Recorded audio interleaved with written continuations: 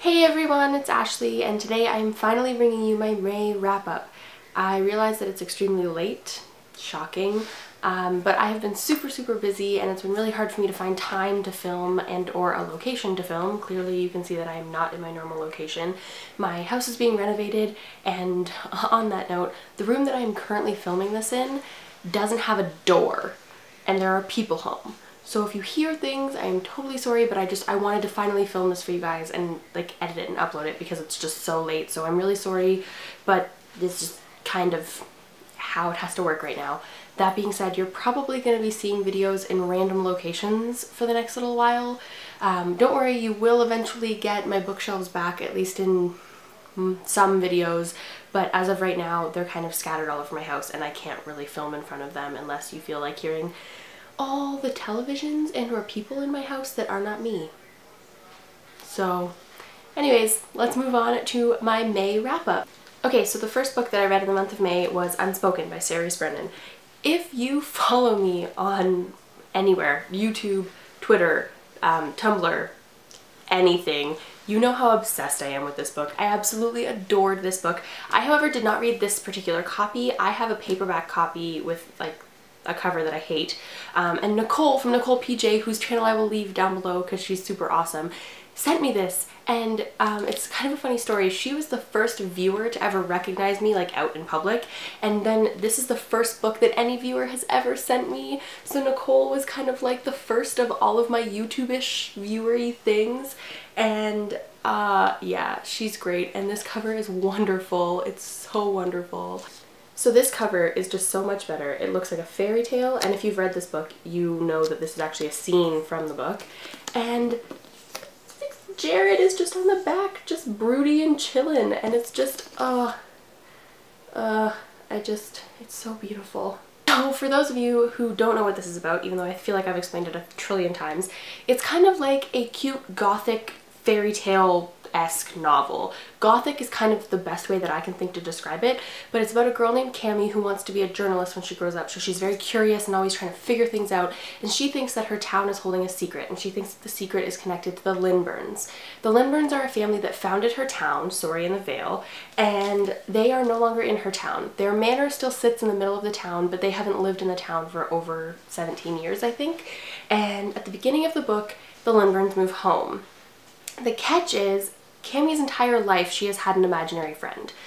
She talks to him, she helps him, he helps her, all of that jazz, and she just thinks he's an imaginary friend. And some people think Cammie is either crazy or just super imaginative because she's like 17 and still has this imaginary friend. And then the Lindburns move home, and all of a sudden you're not sure whether that imaginary friend is imaginary anymore, and in the meantime you're also trying to figure out the town's secret that is connected to the Lindburns. It's so good. Honestly, the writing in this is just astronomically amazing. The witty banter, oh my god, there's so much amazing witty banter in this book, and the main character is one of the best kick-ass female protagonists I've ever read. I would highly recommend this book.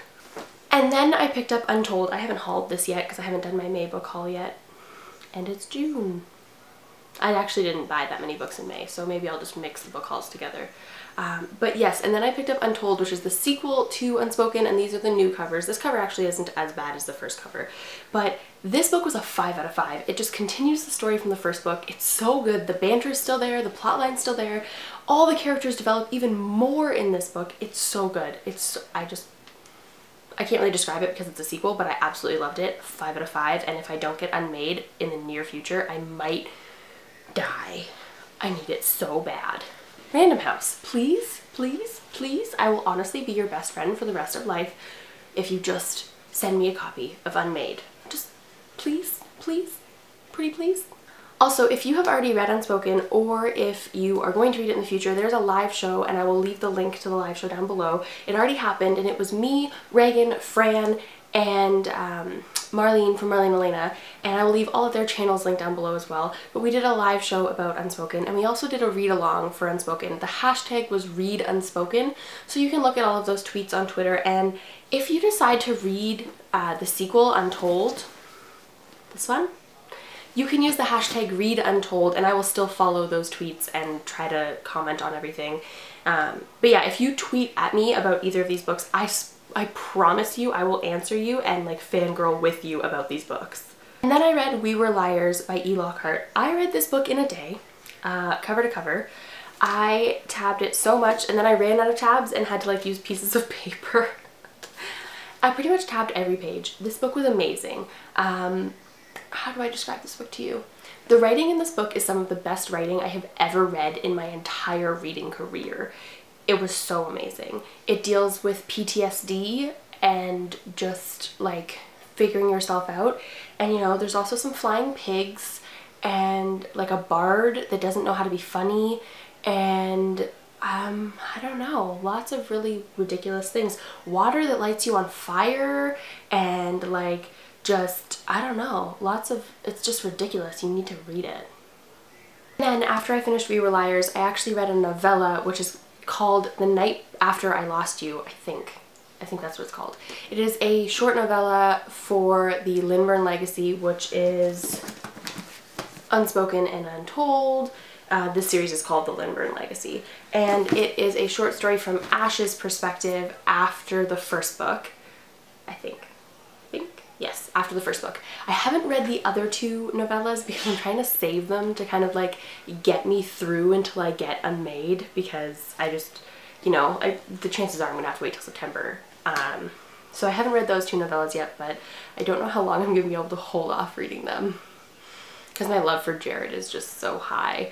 But yeah, so that was the fourth thing I read this month. I read a short novella called The Night After I Lost You. And then after that, I picked up Just One Day by Gail Forman. I adored this book.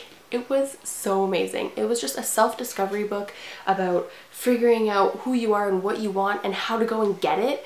And it also kind of incorporated love with that, but there was all of this traveling and oh, it was so good. It was so good. This is definitely a 4.5 out of 5, I think is what I give it. 4.5 out of 5, a 4 out of 5, 4. Something like that. Also, because I don't know how to do wrap-ups, I gave We Were Liars 5 out of 5. I don't know if I actually said that.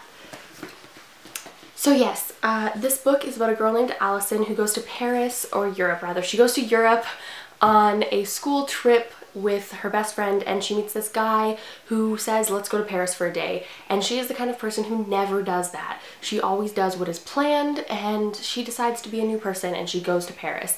And she becomes Lulu, which is kind of like an alter ego for her, who does what she wants and all this stuff, and falls for Willem, and then all of a sudden she's back in the US and Willem's gone, and she has to figure out who she is and what she wants in life without anyone else's help and without anyone else telling her what she wants or what she wants to do. It's really, really good. I would highly recommend it. Just yes. I also start Just One Year technically in the month of May, but I didn't finish it in May, so I'm not going to count it. So yes, I finished 4 books and 1 novella in the month of May, and I'm great with that. 4 books in a month is pretty much what my goal is, so I'm extremely happy, and currently I am ahead of my Goodreads read 50 books in a year goal, so all around happiness. So these are the books that I read in the month of May. If you have read any of these books, please comment down below and let me know what you thought about them, or if you have read any of these books and you have any recommendations for me on what to read after these books, comment down below and let me know. I definitely know that one of my new favorite authors is Sarah Rees Brennan, and I really want to get the Demon Lexicon series, but I can't find it in my local bookstore, so I know I'm gonna have to order it, and I haven't done that yet, but I really want it so bad. I want it so bad, guys. But yes, if you've read any of these, let me know, and other than that, I will see you guys soon with another video. Thanks for watching. Happy reading. Bye! Quick side note, I know a lot of you are waiting for my vlogs from New York because I went to BookCon and I went to New York, but it's taking a long time to edit them, and on top of that, my computer kind of ran out of space the other day, so I actually don't have space on my computer to upload all the vlogs to edit them right now. So it's gonna be a little while, but I promise you, even if they're late, they will go up. They will just go up late. I'm sorry, and I love you all. Bye!